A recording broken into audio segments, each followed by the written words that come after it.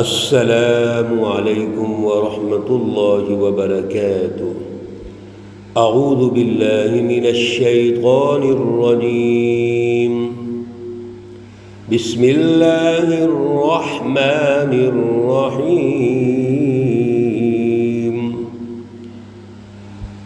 وقال الذین کفروا لولا نزل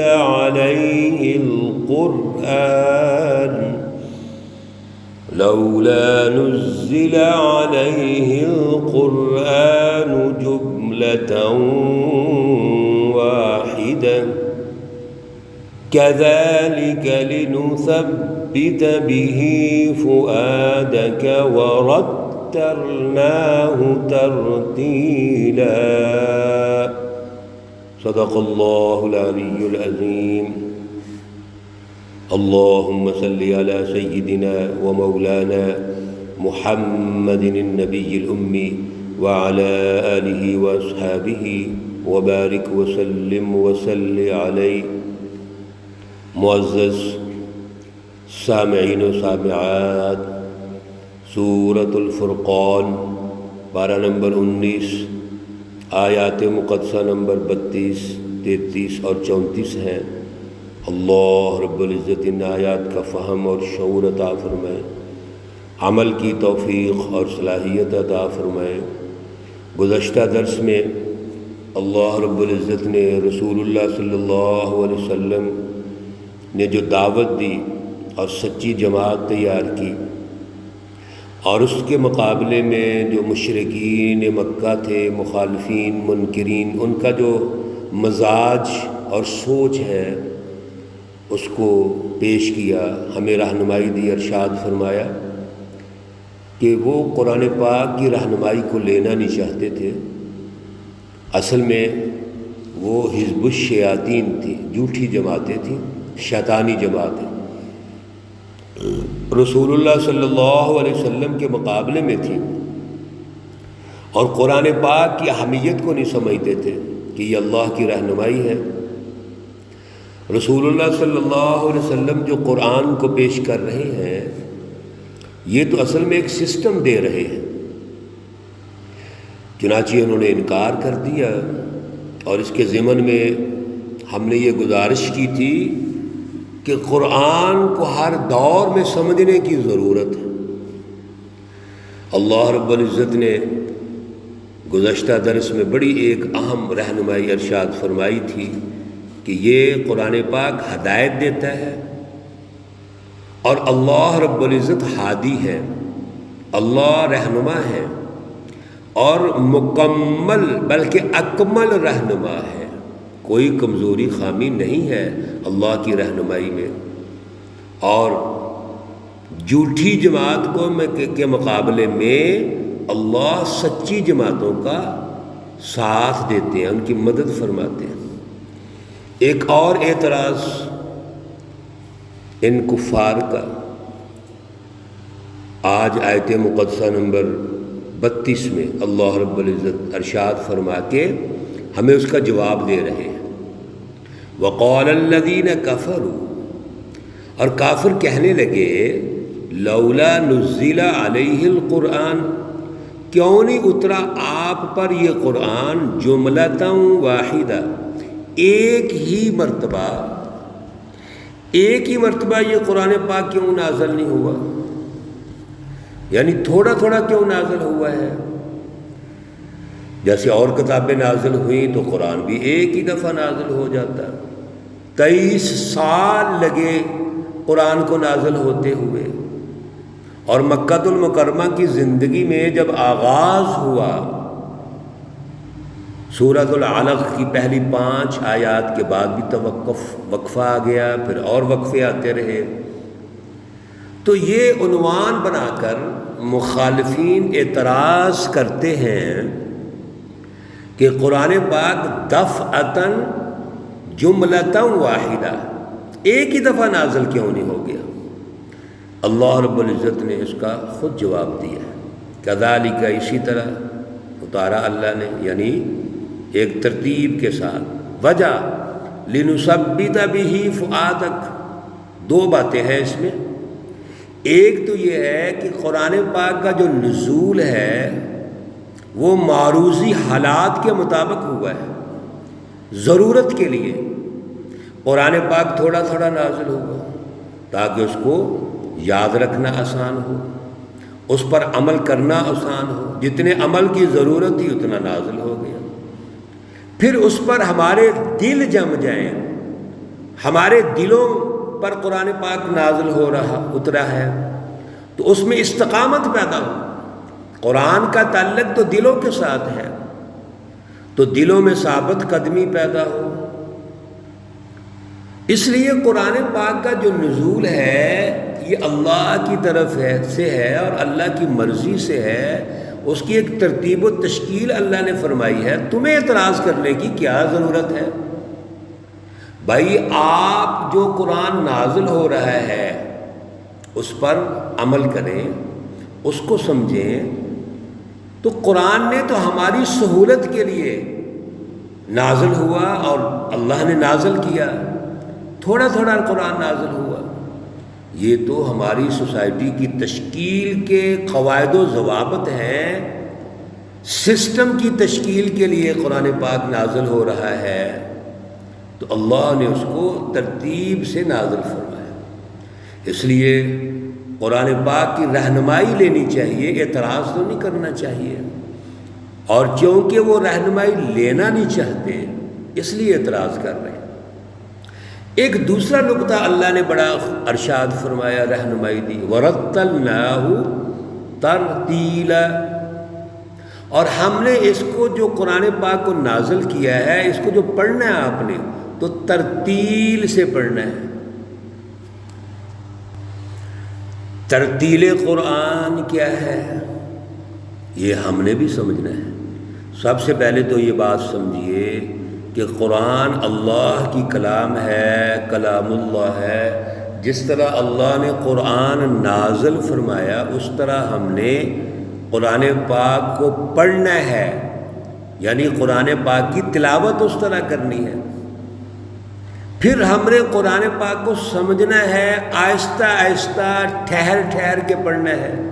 قرآن پاک کو پڑھنے کے لیے جو تجویدی قوانین ہیں، اس کے اوصاف ہیں، اس کے پڑھنے کی قرات کے، ہم نے اس طرح قرآن پاک کی تلاوت کرنی ہے.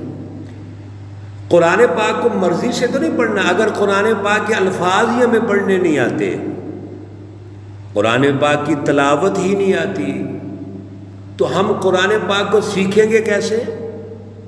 تو پہلا مرحلہ تو یہ ہے کہ ہم اس کو پڑھیں، اس کو سیکھیں، اس کی تلاوت کو سیکھیں، اور وہ قرات، وہ تجویدی قواعد، اصول اور ضابطے، تاکہ قرآن پاک پڑھتے ہوئے جو سچی تعلیم ہے ان کے الفاظ کی ادائیگی تو ہونی چاہیے. میرے عزیزو، آج تو یہ بہت بڑی کمی ہے ہمارے اندر.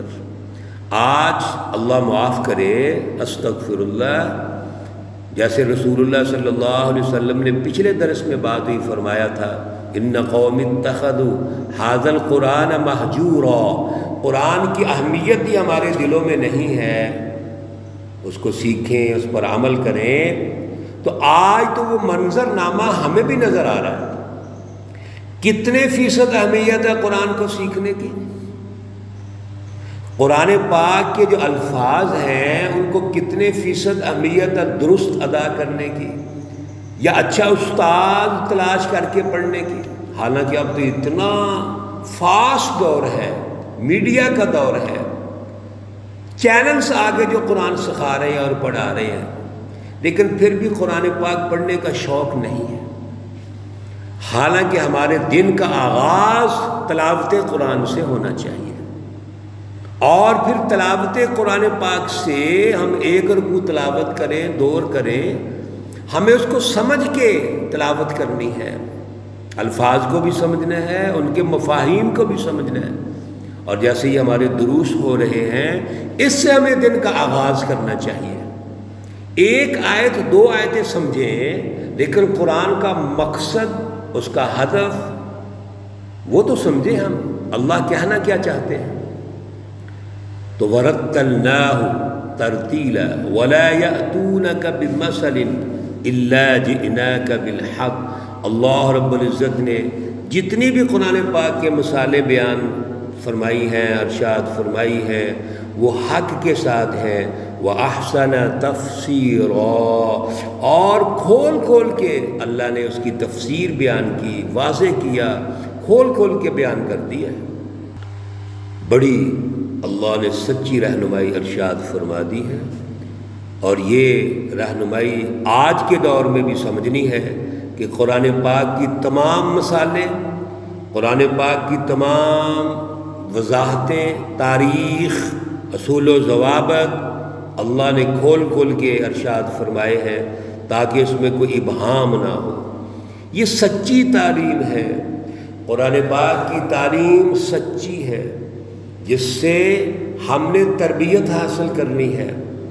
ایک بچہ جو پیدا ہوتا ہے اس کی پیدائش سے لے کے مرنے تک، ایک قوم جو من حیث القوم ترقی کرتی ہے، مینجمنٹ کرتی ہے قومی تقاضوں کے پیش نظر، ایک بین الاقوامیت یعنی پوری انسانیت، بحثیت انسانیت جو پوری دنیا میں مینجمنٹ کرے گی، ساری رہنمائی قرآن پاک میں موجود ہے اور کھول کھول کے بیان کی ہے۔ لیکن جو اس رہنمائی کو تسلیم نہیں کرتے، جو انکار کرتے ہیں، اس آخری رکوع کی آخری آیت میں، اس رکوع کی آخری آیت، آیت نمبر مقدسہ نمبر 34 میں اللہ رب العزت نے پھر اس کا نتیجہ ارشاد فرما دیا، الذین، وہ لوگ، یعنی کون؟ منکرین، مخالفین، مشرکین، منافقین، غور و فکر نہ کرنے والے، یحشرون، جمع کیے جائیں گے، علی وجوہہم، اپنے منہ پر، منہ کے بل، الی جہنم، جہنم کی طرف۔ ان حزب الشیاطین کو اللہ رب العزت جہنم میں دھکیلیں گے۔ اگر ہم دنیا کا نقشہ کھینچیں تو تاریخی طور پر قرآن یہ بتاتا ہے کہ یہ شیطانی جماعتیں جب سچی جماعتیں غالب آ گئیں تو دنیا بھی ان کے لیے جہنم بن گئی۔ اللہ رب العزت نے اس سچی جماعت کے ذریعے سے ان کا احتساب کیا، ایک گرفتار ہوئے اور جہنم میں گئے، ذلیل و خوار ہوئے، اور آج تک ہو رہے ہیں۔ بڑے بڑے فرعون مصر، نمرود، ابو جہل، کیسر و کسریٰ، اور آج بھی وہ بلاک جو ظلم کو سپورٹ کرتا ہے، ذلیل و خوار ہو رہے ہیں اور ہوں گے۔ جب بھی سچی جماعت غالب آئے گی تو ان کا احتساب کیا جائے گا۔ آج تو ہم نے کمپرومائز کر لیا ان کے لیے، جس کی وجہ سے جھوٹ غالب، ظلم غالب، ظالمانہ طاقتیں غالب ہیں۔ لیکن میرے عزیزوں یاد رکھو، جب بھی سچی جماعت غالب ہوتی ہے اور اللہ مدد فرماتے ہیں، پچھلے درس میں ابھی ہم نے گفتگو کی، وَنَصِيرًا، اللہ مدد کرتے ہیں اور اللہ رہنما ہے۔ جب سچی جماعت غالب آتی ہے تو جھوٹی جماعتوں کے لیے پہلی جہنم دنیا ہے، یعنی وہ احتساب کے عمل سے گزرتے ہیں۔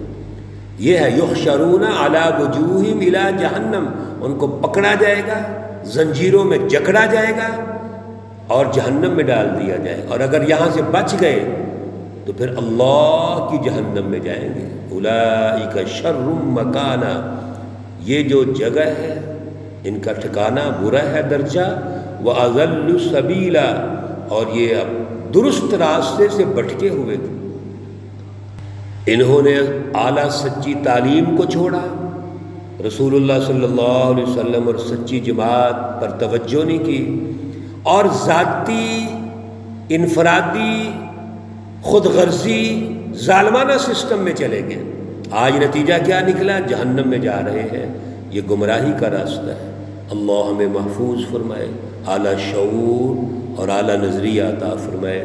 اللہ رب العزت تمام مرحومین و مرحومات کو جنت الفردوس میں اعلیٰ مقام عطا فرمائے۔